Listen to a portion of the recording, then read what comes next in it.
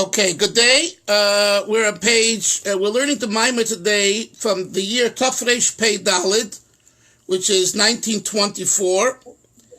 And this Maamar, why are we learning this? Because Shmuel brought to my attention that it said on the 24th of Tishrei, a day after Simchas Torah in America, 2 days after your Simchas Torah, the Hayom talks about what if there should be a Fabrengen on Shabbos Mevorchim.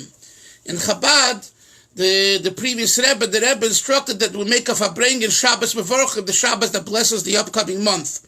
And that's cited for the 24th of Tishrei in Hayom. And over there it says that during the Fabrengen, there should be a speaker, an elder gentleman or a prestigious gentleman, and the words should be such that evoke and arouse people to do more. And the speaker or speakers should be very careful not to insult and hurt, and as we say in Yiddish, shtech people. And the Rebbe, shtech means to really, get under their skin. And he says there, for further clarity, look in the Maamar in Ruach HaMoishel of 1924 for the guidelines and ideas surrounding criticism. Teichocha. So we're going to learn now the Maamar that deals with criticism. And because criticism is all around us, I don't think there's anyone that either isn't criticized or doesn't give criticism. Therefore, in this Maamar, we will learn criteria that the previous Rebbe suggests is the proper avenue for criticism. And if you follow these guidelines, your criticism will be constructive, received well, and it won't lead to fights and bitter disagreements, and if not, then you're on your own. So what those things are in this Maamar, but it's a long Maamar, and it talks about other issues as well. So we will just we'll learn it all.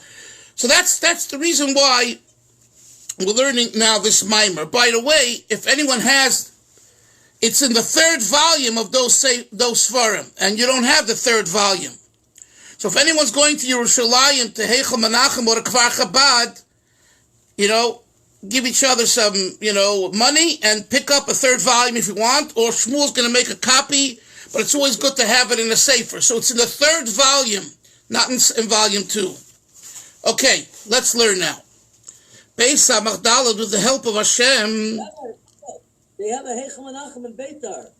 Okay, so call them.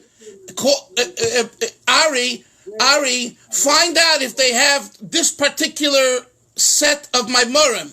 You have to give them the right name and the right year it was printed, volume 3, and those that would like it, should give you money for it and buy 5-6 of them. Okay. Beis Samach Daled, Reish Page Daled, the year is 1924. Where was the Rebbe in this year? Where was the previous Rebbe? In Leningrad. What's the date? Petersburg. Okay? So this is where the Rebbe was after he moved from Riga, Latvia, to Russia. And at that time was called Leningrad. In Ruach HaMoishel, it's a pasuk in Koheles. Koheles is part of the Ksuvim. There's Tanakh, Torah, the Torah, Nevi'im, the prophets, Ksuvim, the writings. And it's part of the 4 Megillos, right? There's Megillas Rus, Megillas Esther, and there's Shira Shirim, and there's Koheles. So this is from Koheles. The author is King Shlomo Melech Solomon. And just as an introduction, Koheles starts off by saying, Hakol Hevel Avolim. It mentions 7 different descriptions that everything is naught, everything is nonsense. So the commentators ask the question, Why would a Jewish person, or why would anyone for that matter, want to read a document, a book, a sefer that, poo-poos and belittles all of the world that we're in? It's all nonsense. It's all garbage. It's hevel, hakol hevel vavolim. Why did Shlomo Melech write his sefer for that purpose? And the answer, the bottom line answer is that wasn't his purpose. His purpose was the last few verses in Koheles, which says, "Esolekim yirei," that you should fear God. If you look at the end Hillel of Koheles, it's only at the end where Shlomo Melech gives us the secret. The secret being that the whole purpose of putting everything down is not to degrade Gashmias, it's to elevate it. Elevate it how? That you should realize that it's all about having awe and fear for God. And that he writes at the end. But in order to get to it, he has to talk our language. So our language is, we're involved in material matter and everything else. And hence he talks about that and describes to us how nonsense and naught it is. This is a pasuk in Koheles chapter 10 verse 4. And what does it say? Im Ruach HaMoishel tal alecha, if the spirit of domination will rest upon you, mekoimcha al tanach, don't forsake your place. Why not? Ki marpe yaniach chatoyim gedolim, because healing alleviates great sin. This is the verse. Yes, Hillel.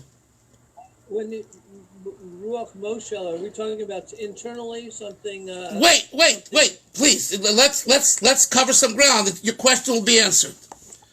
Upirish betargim yoinisin. So the targim yoinisin on the verse explains the verse in Koheles. Ein rucha the yitzra bisha, the spirit of the yetzer of embarrassment, meaning the yetzer hara, mitalboch.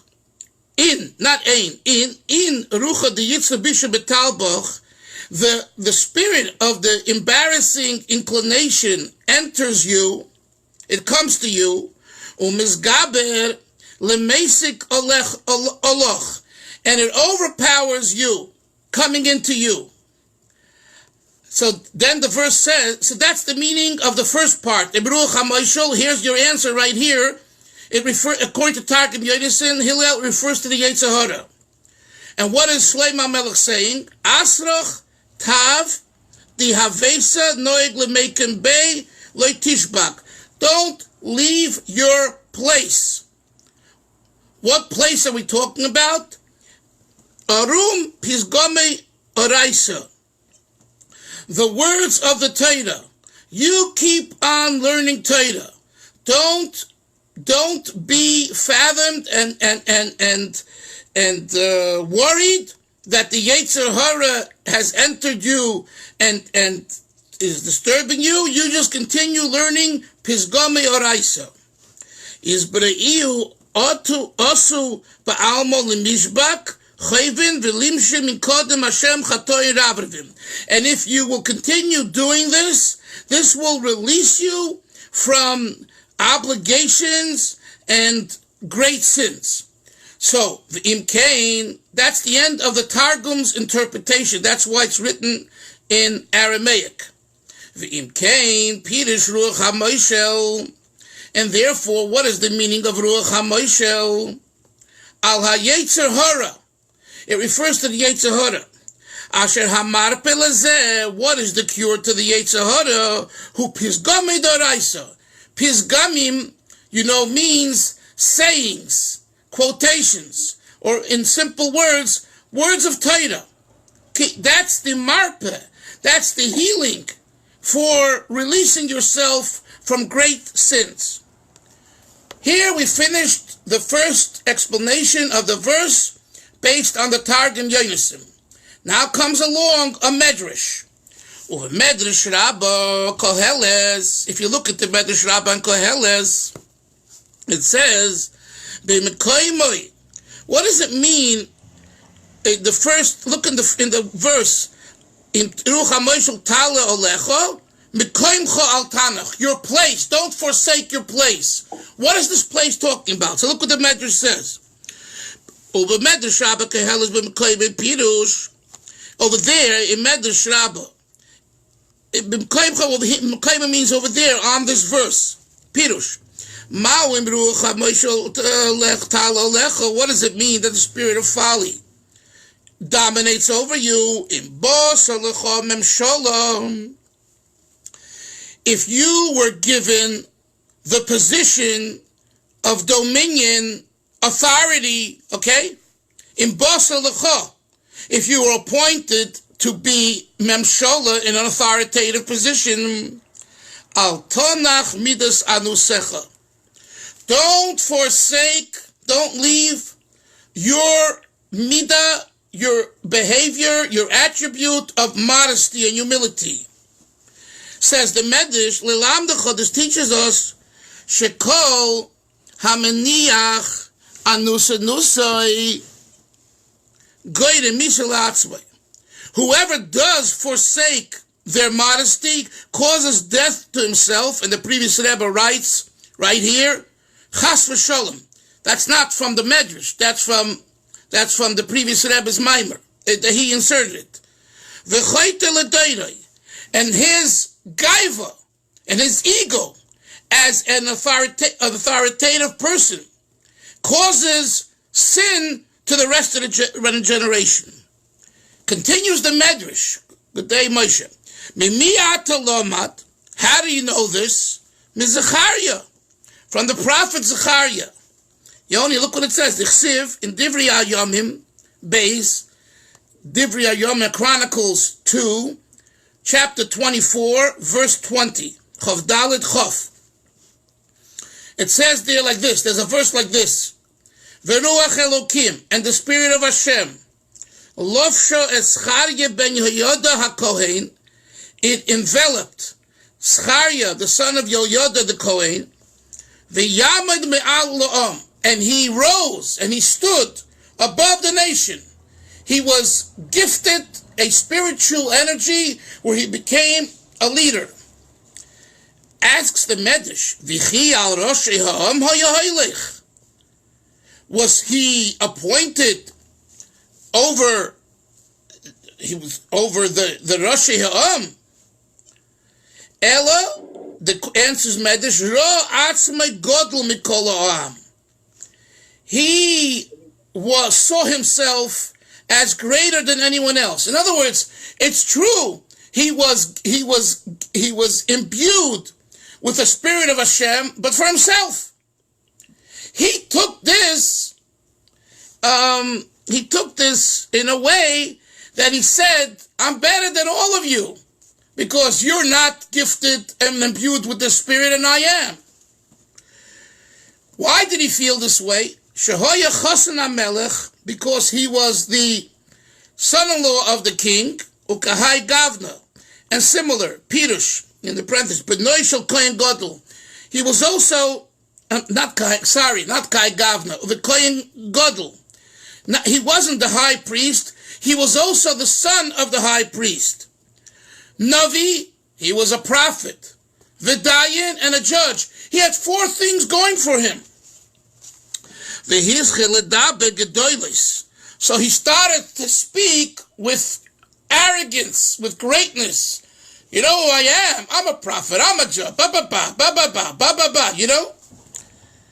And then he started to give criticism to the Jews. Why are you desecrating Hashem's name? And they won't be successful. You're putting down the Jews and you're criticizing them. They'll never be matzliach. And he kept on Viksiv, and the verse after that in Divrei Yomim continues, V'yikashru, v'yirgemu, and basically he chastised the Jewish people. The Jews got up. You know what they did? They killed him. They murdered him. The Rebbe once explained in 1975, Simchas Torah, 74, 75, the Rebbe explained that the reason they killed him was because they didn't want him to continue his prophecy. Because when a prophet says prophecy, it must be fulfilled. I believe it's referring to this Zechariah. I'm not sure, but I believe. Anyway, so this is what happened to this Zechariah. Avo Yechaziel ben Zechariah, but his son, Lo Yosa Cain, he didn't do this.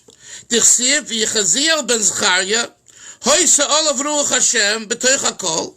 The verse says elsewhere that he also was imbued with the spirit of Hashem amongst the congregation.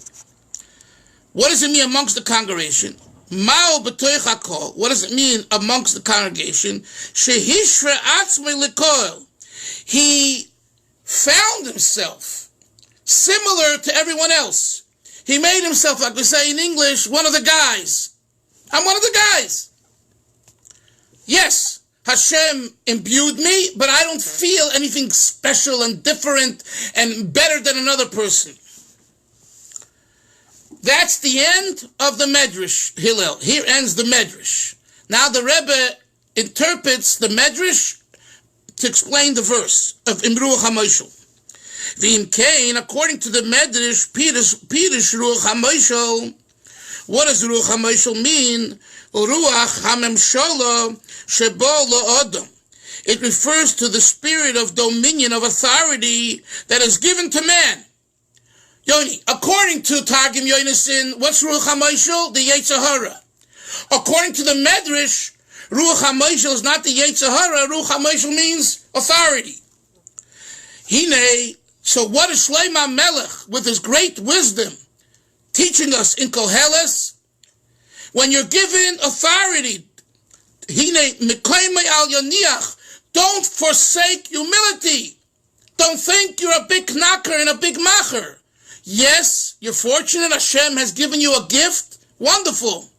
But not on behalf of becoming a big shot. That's the end of the two interpretations. So now comes the Rebbe's question. According to this, we must understand Mahu kimarpe yaniach hartoim gedolim. What does the other half of Koheles mean? That healing will alleviate great sins. According to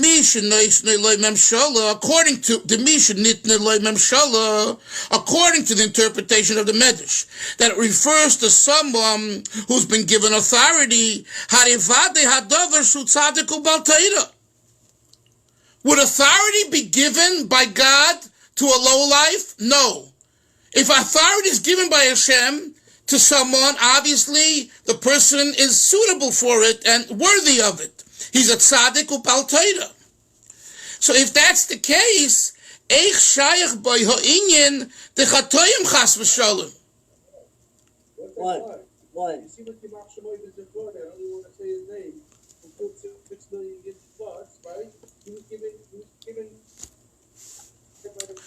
authority. Okay, so Laser, this question, I believe, is based on a notion that is in Chabad philosophy that I want to share with all of you, and I clearly tell you that not everyone agrees, meaning other shittas of Judaism disagree. And I don't mean only Chabad, but whoever follows this line of thought, and that is a Gemara in Shabbos.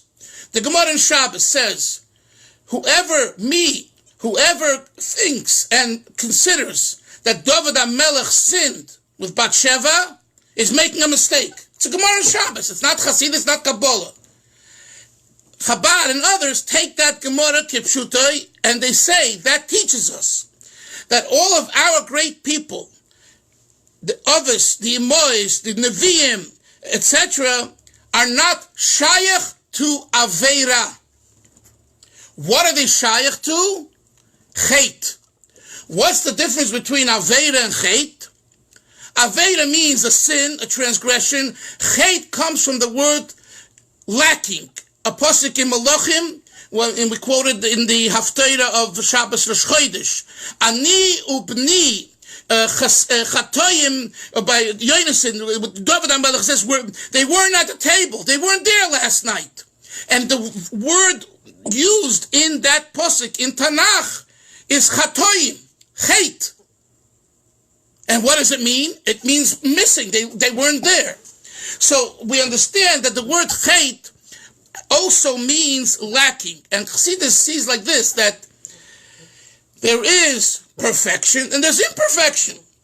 So something obviously wasn't perfect about David HaMelech with Bathsheba.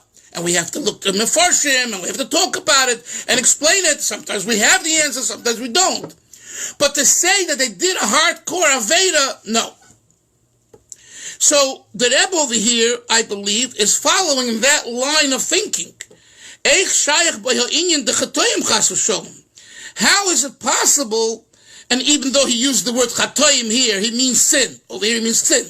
How is it possible to say that someone that was given memshola authority does such a cruel sin of misleading people? Because please understand, the gaiva that someone in an authoritative position is given is very destructive. He misleads people. So it's not just an easy type of an issue. He mamish causes people to go off the derech. Sorry, OTD, off the derech. What do you mean off the derech? It's off the derech of being humble. And he allows for people and suggests to people and urges people to be about gaiva. So the Rebbe says, how could you say that about a leader? And laser, and if we find, like you're quoting before, if we find in Chazal a similar to quote to what you said before, we have to talk a heart of it to understand it. You understand? We have to understand. You're right. The question is a good question. So whether it's David HaMelech and Bathsheba, you have to understand what pshat is, or the Moshe Rabbeinu and the Cheto Egel. But the premise has to be like this, according to Chassidus. The premise is they're tzaddikim. The premise is that they're not shaykh to hardcore avera. They're shaykh to imperfection, and for that they have to give a din cheshbon. But the Rebbe, so that's the Rebbe's question here, that since authority of such level is given to a tzaddik or bal Torah, eich shayach b'inyan chatoim. And by the way, it's a question, so we have to see what his answer is. The idea is the hine b'tevis rafe rape, right? What does it say in the posuk? Ki marpe yaniach chatoim gedolim. So he says that word rafe yesh bo beis pirushim, and has two meanings. Ho aleph loshen rifoyin. Rifoyin means what? Shvach, weak. In the yeshiva world, we say, they used to say it, today they probably have new words, but in my times, they used to say, oh, he's having a rifyon. Did you guys ever hear that? He's having a rifyon. What is it he's having a rifyon? He's having a weakness. He's having a weak moment. It used to be about guys who are starting to question God. Is everything exactly the way we were taught by our Rebbes? He's starting to be sluggish, and so the word is rifyoim, and it's also associated with the pasuk in Beshalach with Amalek, right? With the rifyon over there, that it's causing Amalek was causing a rifyoin. A weakness, a sluggishness in the Jews by cooling off the connection because they challenged the Yidden. Just saw Kriyas Yamsuf, and comes along Amalek and says, I don't care. You could show me the biggest miracles. You're a nothing, and that attitude. That's a rifyoin. So one taich of the word rape is associated with the word rifyoin. V'habeis. The second taich, Loshen refuah. It's the meaning refuah, healing. That's the simple taich. Marpe, rape, yerape means healing. Ukamashikosuv. It says in Tehillim chapter 30 verse Gimel, Shavasi alecha, I screamed to you, Vatir po'eni, and you healed me. I pleaded with you, Hashem, help me, Vatirpaeni, and you healed me. Sheyesh b'zeis beis pirushim, Shava, he, Hatza'oka. Shava refers to what type of particular pleading? Sha'nefesh elokis tzayekes mizeh sha'nefesh abamis mefata oisai. The nefesh elokis, the godly soul, screams to Hashem, pleads to God, because the animal drive, mefata oisai, convinces it to be more animal-like. So it says, please, I can't take this anymore. I'm being driven mad by this nefesh abamis, and its arguments are so enticing, and it gets me in his web, its web. V'zeu shavosi elecho. This is the meaning in Tehillim. Shavosi elecho, shu tzoyak el Hashem. The nefesh elokis. You hear that, Reb Shmuel? The nefesh elokis is shouting to Hashem. It's crying to Hashem, get me out of here, enough already. V'ksiv, and it says in Tehillim 109, verse 31, Ki yamoid liyamin evyoin, Hashem stands to the right of the pauper, l'hoshia mishaftei nafshay, to save him from the judgment against the soul. V'hayeshua hi bi'echad be'beisei fanim. The salvation is in one of two ways. Ha'alef loshin rape shu marpe as koyach hanefesh elikis.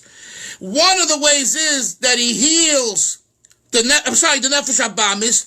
He heals the animal drive, k'mosh yizbor, as we'll explain later in the Maamar. Ha'alef loshin rape. The first one is that he loosens rifyon. Yoni, he makes shvach, he makes weak the power of the nefesh abamis, so its grip on the nefesh elikis should be loosened, not as tight. And number two, the habez lashon refuah, Hashem heals the person. So he says, just as this is the interpretation, there are two ways of explaining the word rape in the posuk Shavosi elecha vatirpaeni from Tehillim chapter 30 verse 3. He applies it also to our verse in Koheles.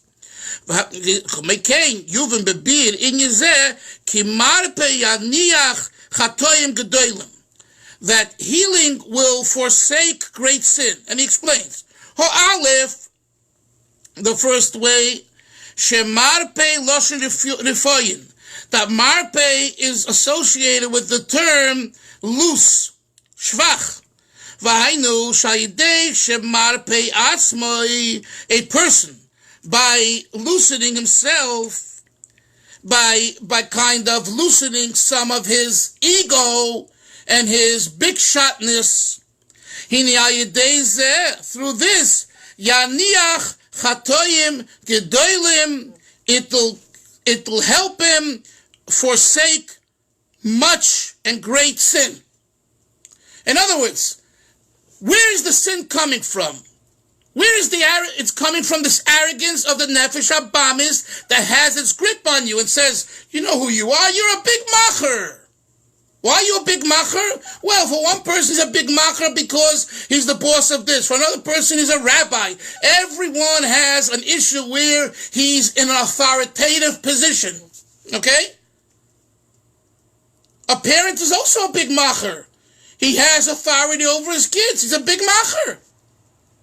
And sometimes it gets us into trouble because we take it a step too much and we consider ourselves, in Yiddish we say, a große Mensch, a big man, great man. God cannot exist, God forbid, without me on earth. He must have me. If he doesn't have me, you know what's going to happen? Who knows what? So the first thing is you have to reduce, relax, chill out, refayin. You're not so great. Yes, you were given a position of authority, and it's very important, but remember your humility. Never forsake that. And if you do that, Yaniach chatoim gedolim, you'll avoid many, many great sins. And let's just take it in our language. You'll be a mensch, people will like you, and you won't get into trouble, and you won't have to walk across the street and hide and run and scream and be nervous and take pills. You won't have to do that. That's number one. Now he says, Ubir inyan biktsara. So this kind of, here, Hillel finishes the kind of technical part of the verse and the interpretations and everything, and now begins the Chassidus on the technicalities. To understand this briefly, it's known, a quote, the Gadol Hadoir Nitvis Be'oven Hadoir, Chas v'Shalom. The great person of each generation is captured, is grasped, nitfas, for the word tfisa, through the sin of the generation, God forbid.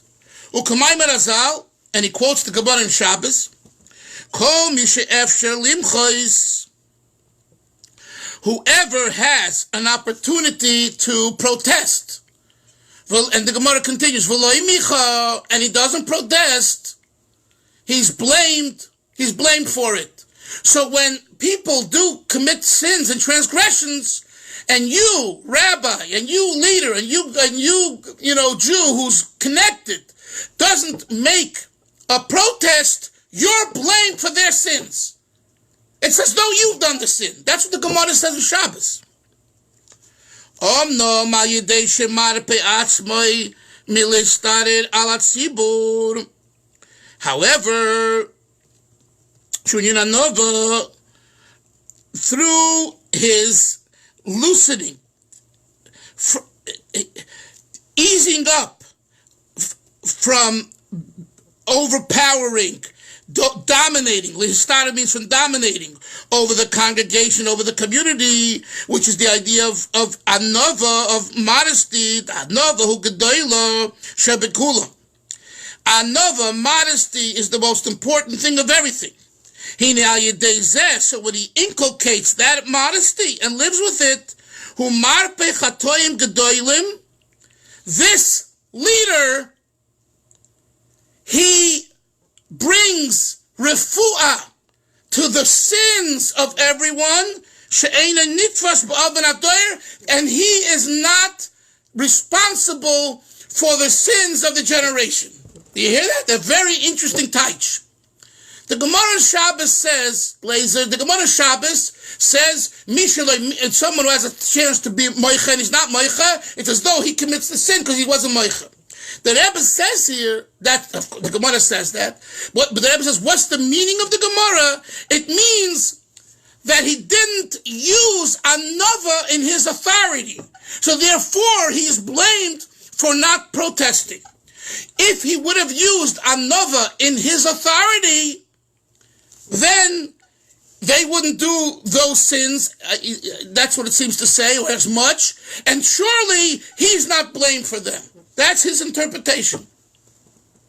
And he says, the imlay came, what's the logic? If not so, so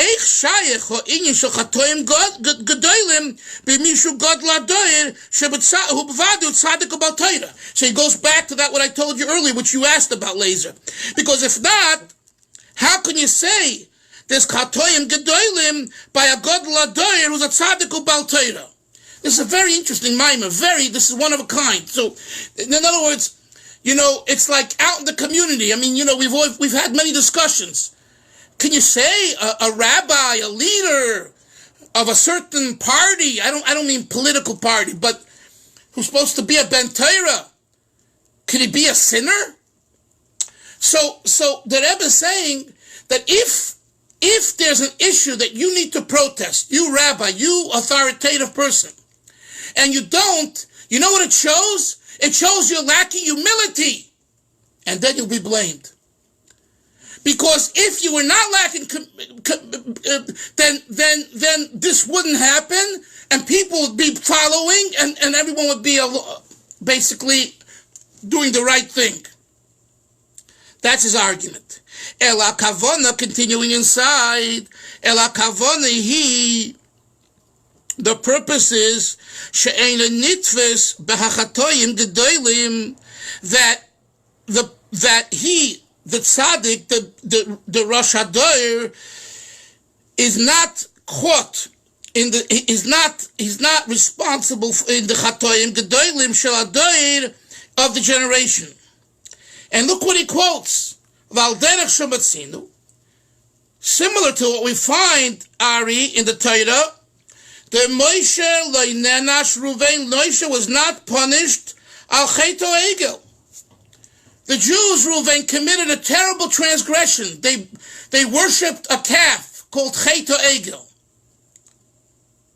Why wasn't Moshe punished? Moshe's their leader. If they were able to do such a thing, it shows that something's wrong in leadership. So what does the Rebbe say? But we don't find in Chazal that Moshe was punished for the Chet HaEgel, for the sin of the golden calf. And so the Rebbe's argument is, why not? Because Moshe had humility as Moshe Rabbeinu. Every iota, and we know that it says in Baloischa, the Torah, in the book of Numbers, in Bamidbar, it says, Vayish Moshe, he was the greatest human being with the greatest humility amongst all human beings. So Moshe was full of humility.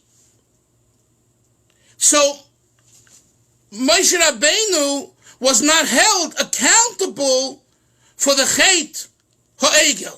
That's his argument over here. This is only the beginning. We have to learn much more to understand this fully. So I know that probably some of you are wondering, you have questions, but you got to give it some time. We're going to stop here. So this is basically, now tomorrow, if someone can get the Svarim, Shmuel, this Maamar is in the third volume of these Svarim, but we need to buy them, and I'm told that there's a Heichel Menachem in Beitar, so maybe, Ari, if you have any time, maybe you could volunteer to get, and just give him some money, whoever's able to give him some money to buy it, and if not, just me will make some copies, Shmuel, but it's always nice to have it in the Sefer, so those that want can make notes, and what? These are 40. There's 3 volumes, so we already have the first 2, and this Maamar is printed in the 3rd volume. I saw it Shabbos in the 3rd volume. Okay? We'll continue tomorrow, everyone. Yes, Hillel. Yes. I'm going to be away tomorrow, but I want to... Okay, but you'll follow up. Have a good day, everyone. Sei gesund.